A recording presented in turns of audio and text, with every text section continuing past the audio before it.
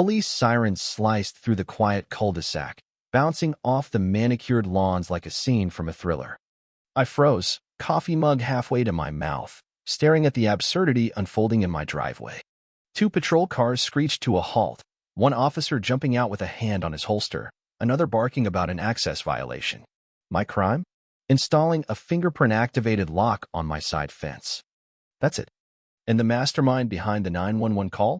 Linda, my nosy neighbor across the street, standing smugly on the sidewalk in her designer athleisure and oversized sunglasses, looking like she'd just busted a drug ring.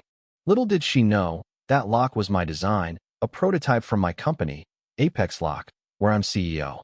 Linda had just picked a fight with the guy who builds the world's most advanced security systems. It wasn't even 8 a.m. I'd noticed her earlier, peering over my fence like a hyper-caffeinated squirrel, her head darting as she inspected my property. I brushed it off at first.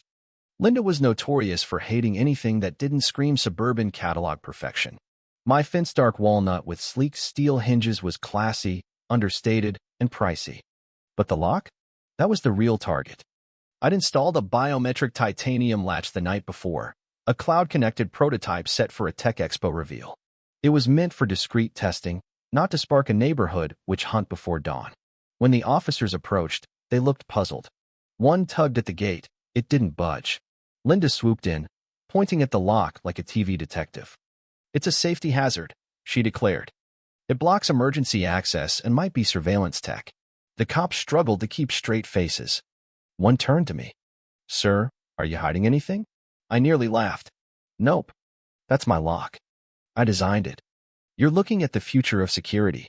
Linda cut me off, shouting that I was lying, that no civilian could own such a device, and that she'd heard weird clicks at night. She even claimed the fence had strange vibes. The officers, patient as saints, asked me to open it. I pressed my thumb to the sensor, and the gate swung open silently.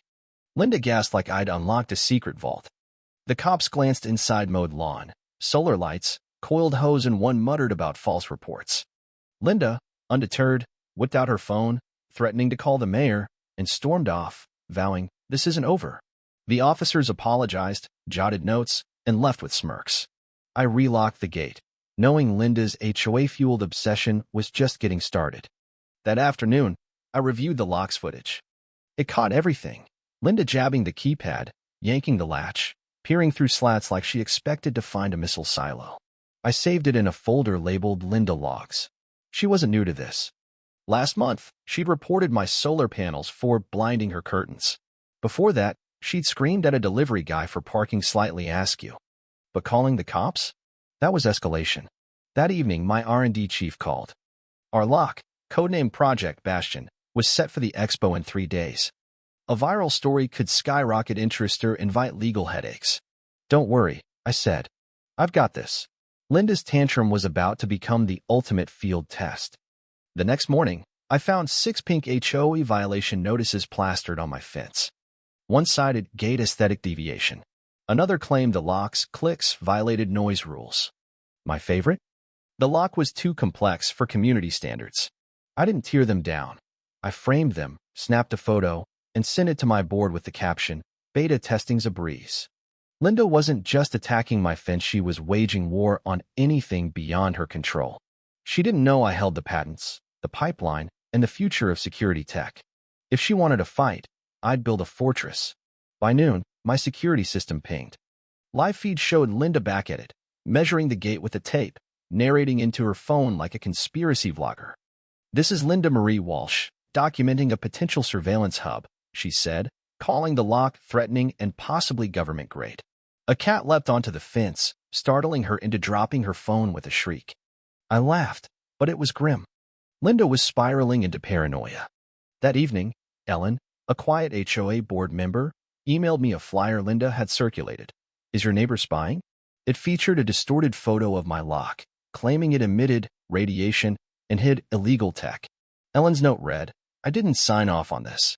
Linda was losing allies. That weekend, a buzzing drone hovered over my yard. I grabbed a tennis racket, swatted it down, and pulled its SD card. Photos showed my shed, patio, even my dog napping. Linda had gone full spy. I left the wrecked drone on her porch with a note, "No fly zone." She retaliated with an online video, trapped by tech tyranny, ranting outside my gate, pretending she was locked out. Edited with dramatic music, it omitted her trespassing. Tech forums tore it apart, praising my lock's resilience. Someone remixed her screams into biometric blues, hitting 250,000 views. Apex Lock's inquiries surged. Linda was accidentally marketing my product. 3 nights later, footage caught her sneaking into my yard at 2 a.m., dressed in black, wielding a butter knife and hairpin to pry at the lock. She glanced around, oblivious to my thermal cameras. The system logged it all. She claimed to neighbors her phone was hacked and my fence had electromagnetic barriers.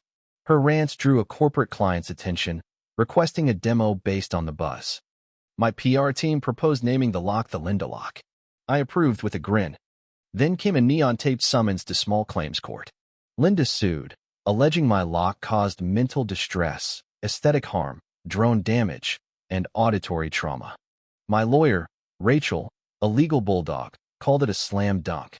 In court, Linda, in a garish blazer, spun tales of lock-induced nightmares and neighborhood isolation.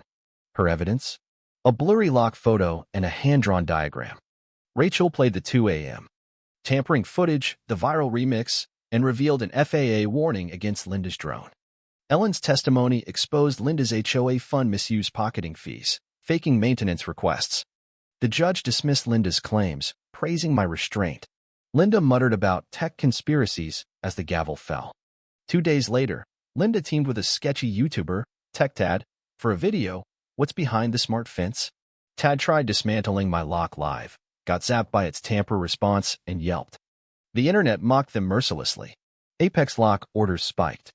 Ellen handed me a drive with HOA emails proving Linda's embezzlement and fake concerned resident reports. I sent it to the board. At the expo, we unveiled the Linda Lock, showcasing its emergency override for first responders, debunking Linda's access hazard claims. Clips of her rants became our resilience case study. Sales soared. The HOA ousted Linda, electing Ellen president. She rolled back petty rules, greenlighting smart tech. At a community bonfire, Linda ranted about tech oppression, but neighbors ignored her. A news crew filmed it, airing my quote, "A lock reveals more about the person breaking it than the one using it." Linda's house hit the market, unsold for months. A federal letter praised Apex Lock's K01 series, inviting policy talks. Linda's chaos had elevated us nationally. One day, a toy lock and note, "Locks get picked," arrived at my office. I filed it with her citations and drone wreckage, my Linda archive. My fence became a local legend, dubbed the gate that broke the HOA. Kids marveled at demos. One wanted a lock that zaps bullies. The neighborhood bloomed blue shutters, neon sheds, holiday lights. Linda's legacy faded to jokes. My keynote at a security summit ended. Linda didn't break my lock. She broke into history. Applause roared. Back home, under stars, a camera pinita buyer toured Linda's empty house, nodding at my fence. A plaque from Ellen read, "Apex Lock, securing communities." I toasted to progress, knowing a fingerprint's click had silenced a tyrant's scream.